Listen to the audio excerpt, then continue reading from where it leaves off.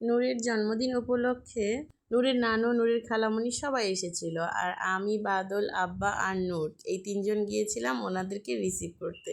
নূরের নানুর সাথে আরও এসেছিল আমার নানা, নানু আর আমার খালাতো বোন। তাই আমরা সবাই মিলে চলে গিয়েছিলাম ওনাদেরকে আনতে। ওনারা একতা ট্রেনে এসে নেমেছিল। আমরা নাটোর স্টেশন থেকে ওনাদেরকে রিসিভ করে বাড়িতে নিয়ে আসি। দেখো ট্রেন থামতেই নূর কতটা খুশি। আম্মাকে বললাম তুমি নিজের হাতে গরুর মাংসটা মাখিয়ে দাও। আম্মা নিজের হাতে গরুর মাংসটা মাখিয়ে দিল আর আমি রান্নার জন্য প্রস্তুতি নিয়ে নিচ্ছি। আর এদিকে আম্মা নূরের জন্মদিন উপলক্ষে রোস্ট, চিংড়ি মাছ আর গরুর মাংস রান্না করে নিয়ে এসেছিল। আর আমি হালকা একটু গরুর মাংস রান্না করে নিয়েছিলাম, সাথে রান্না করে নিয়েছিলাম পোলাও।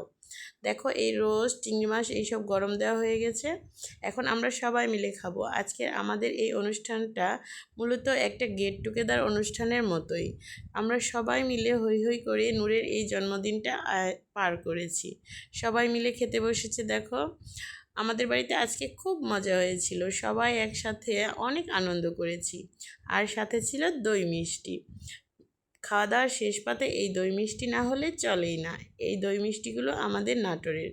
তাই খুব মজা করে সবাই মিলে এই নূরের জন্মদিনটা পার করলাম। আরও নেক্সট ভিডিওগুলোতে তোমাদের সাথে শেয়ার করব পরবর্তীতে কি কি আমরা করেছি। আল্লাহ হাফেজ।